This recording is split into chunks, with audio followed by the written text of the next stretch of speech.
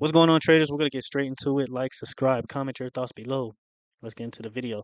Now, heading into tomorrow, we do have Jerome Powell speaking at around 10 a.m. Eastern. He is testifying in front of Congress. He's going to give us some inflation data. We also have job openings, and then we have ADP non-farm payrolls at around 8:15 a.m. Now, heading into tomorrow, I'm not exactly super bearish or really bearish at all. I'm just going to let you guys know that now. I've let the Discord know that as long as we stay in the channel, this channel here on the ES, essentially the SPY, then I'm not really concerned. Not only that, but we have this reversal pattern here, this reversal hammer pattern. So there is room for potential upside. My target still remains the same as far as upside goes. I do expect a move towards 5190, 5200 on the ES. As far as downside goes, you're looking at 5066. We break below 5066, you're looking at 5044. After that, you're looking at a move towards 5029. Your main key level here that you want to see hold is 5029. Okay, you break below 5029, then there is room for concern, and I'll most likely flip bearish if we just so happen to break below that level. But as long as we stay in this channel and above 5066, I think there is room for potential upside. The top of this channel is 5200, so keep that in mind. In fact, it's a little bit higher. So I don't think Jerome Powell is going to crash the market tomorrow. Will we get a dip? Maybe, but I don't think the crash, rug pull, correction, whatever you want to call it, is going to come tomorrow. All right, and we'll go over that a little bit more as we go on in this video. Looking at the SPY, the same thing as the ES pretty much. You want to see a hold. We held above 507. Again, we're holding this channel and it looks like we have a reversal pattern here as well. So 507 is your first target. After that, you want to see a move towards 510.5. You break and hold above 510.5. You're looking at a move back towards previous highs at around 514.3. Still, my target remains the same on this. I want to see a move towards 520 before I make my next decision on the market, which is pretty much at the top of this channel, if not higher. So 520, maybe even 530. And I've said this in the last video that we could go as high as 530. All right. As far as downside goes, you're looking at 503.5. And then after 503.5, you're looking at 498 as far as downside on the SPY. So keep those targets in mind.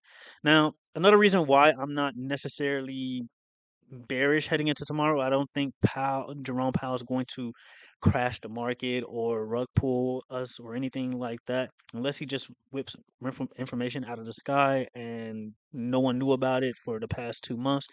Is Nvidia or semiconductors as a whole? Okay. Nvidia, again, I think Nvidia, I've said this last video, I think Nvidia wants to see 900. I think it could happen this week, if not by next week. Okay. 900, I wouldn't even be surprised this thing starts to head towards 1K. All right. If we go down to smaller time frames, where did I see it? If we go down to smaller time frames, we just created another high. Okay. Not another high, but a higher low. Okay. I think Nvidia looks good here. We held above 850, and I think the next move you're going to see is 875, and then after 875, you're going to see a move towards 900. Another reason why I'm pretty much bullish on at least semiconductors is SOXL. All right. Right now, I jumped into a 52 call. The bot in the Discord pretty much alerted this. So as you guys can see, 52 strike call by expiration was March 08th. So I did jump into this trade. Once I saw Nvidia just break and hold above 850, it was pretty much a no-brainer trade to jump into. I jumped into SOXL at around 46, and then after hours is pretty much at 47.5. So looking at some decent profits so far heading into tomorrow. Again, I'm pretty bullish on semiconductors. I think they're going to pretty much be the reason that we do potentially go higher tomorrow morning at least. Okay. So I think Jerome Powell is going to be pretty dovish, but take that with a grain of salt. I can be completely wrong on that. You still want to watch out for your key levels regardless of my thoughts on what Jerome Powell is going to say. So as far as Nvidia goes, 850. After 850, you want to see a move towards, well, you don't want to see a move towards it, but your main target towards the downside is 823. You give up 823, there's room for concern there. Okay, so I won't talk about that until we get there. Again, I think Nvidia is going to see a move towards 900 pretty soon. Okay, and again in those SOXL calls as well. So I'll let you guys know how that goes. SQs, because someone's been asking me about them. SQs, I'm still in them. I actually added to my position. Again, I want you guys to understand that this is a hedge position. So it's hedging against any cause I have to protect my capital, okay, to protect any capital. So I'm in June. I actually added more. I'm in June 21st calls on, or June 19th calls, June 21st, June 19th, whatever. I'm pretty much in June calls, whatever that date is. I'm in June calls, and the strike is 20. I also did 13 strikes as well. So I have a lot of calls on this thing. Okay. And if anything, I'll just keep rolling it over. If we just so happen to keep going higher in the market. But right now, everything is looking pretty fine. I will say that there is potential right here, and this is where things get pretty tricky. There is potential right here for a potential inverse head and shoulders pattern, or we just consolidate here and the market just continues to climb up, whatever the case may be, and then we break higher on the SQs. So definitely we'll keep an eye out on that. But yes, I'm still in my calls on the SQs in case you are curious about that. And again, the expiration is in June, whatever that date is in June. I always forget. Okay. VIX. VIX filled up this gap pretty much at around 15.3.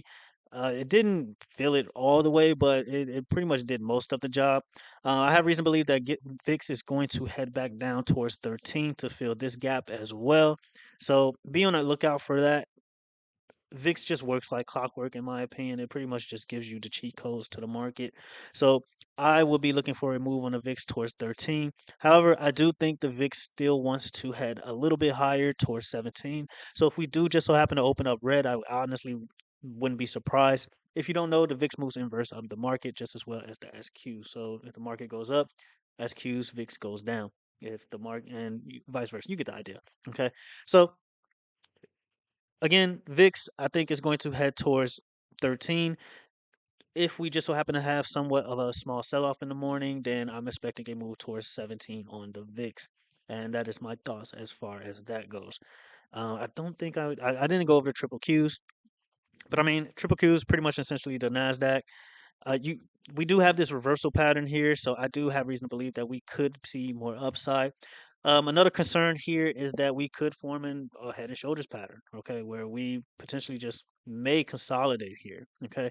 I don't think that's going to happen. Wednesday typically is the most volatile day of the week, and we do have Jerome Powell coming in tomorrow and a lot of news. So just keep an eye out on this. But as far as upside goes, I want to see a break and hold back above 439, 440, give or take.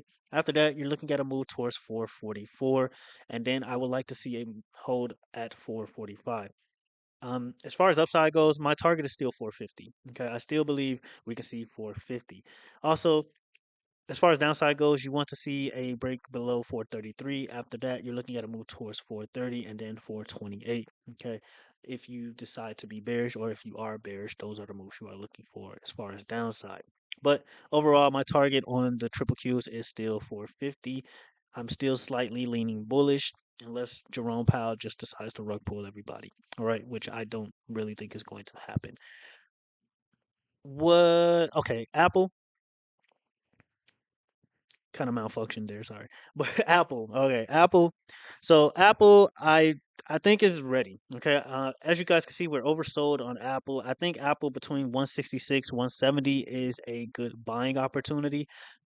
Do what you want with that information. Not financial advice, but me personally, I think it's just a good time to look into Apple as far as trading or even buying. 166, 170, I do think Apple will start reversing soon.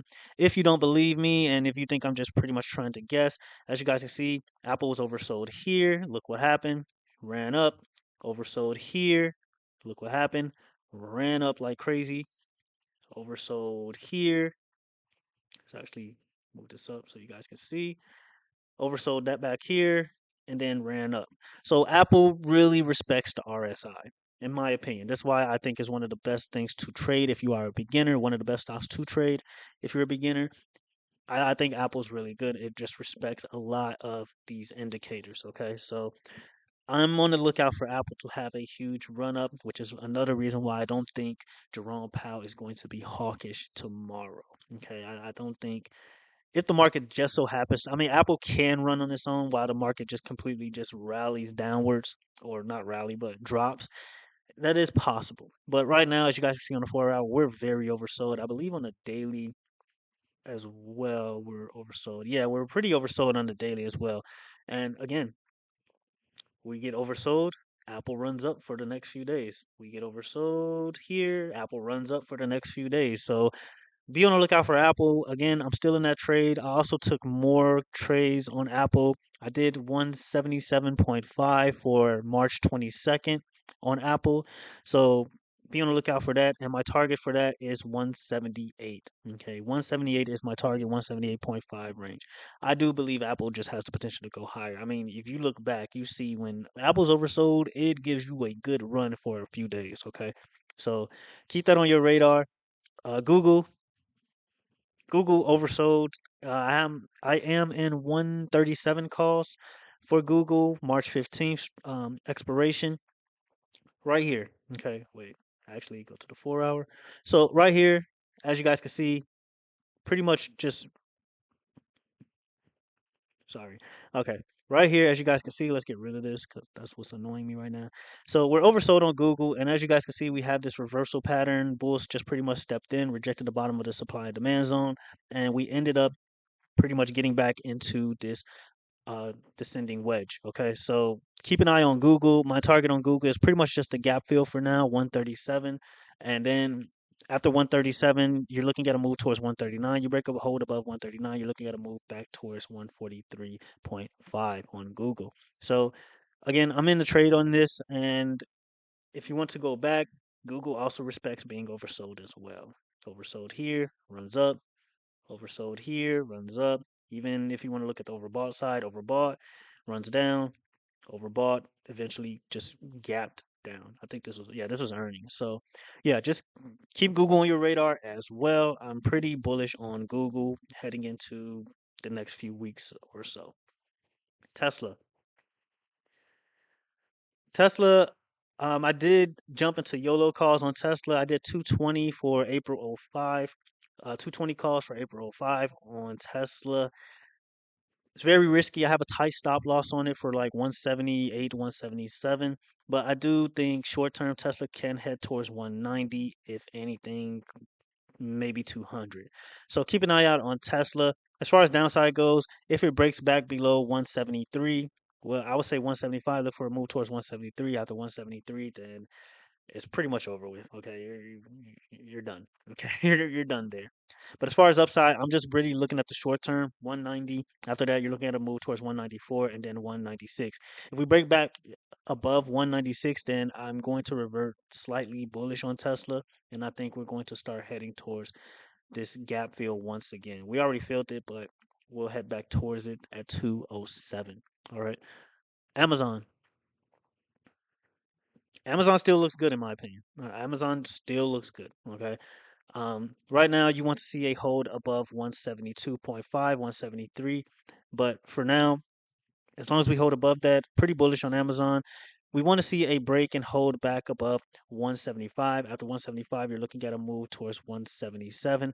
After that, you want to see a move towards 180. We break and hold back above 181. You're looking at a move towards 184. And my max target is still 188 on Amazon. So be on the lookout for Amazon. Okay. And that's pretty much it. I'm not gonna go too do too many stocks. Let's see if I forgot any. Yeah, that's pretty much it as far as stocks go. If you got something out this video, like, subscribe, comment your thoughts below. If you agree or disagree, either one is fine. I really appreciate the support, guys. We're at 1K subs. It's been great. It's been a long journey trying to get to these 1K subs organically. So I really appreciate that. Other than that, that's all I have. Discord link is in the description below if you want my signals. You want to know when I'm getting out these plays that I mentioned in the video. If you want access to these charts or indicators, or you're just having a hard time drawing supply and demand zones, chart prime indicators are the indicators for you to have some of the best indicators in the game. Okay. If you're new to the stock market, Robinhood link is in the description below. You get a free stock, you get to invest into stocks, you get to trade stocks, and you even get to get into some crypto if you are interested in crypto. Other than that, that's all I have. Until the next video, traders, have a good one.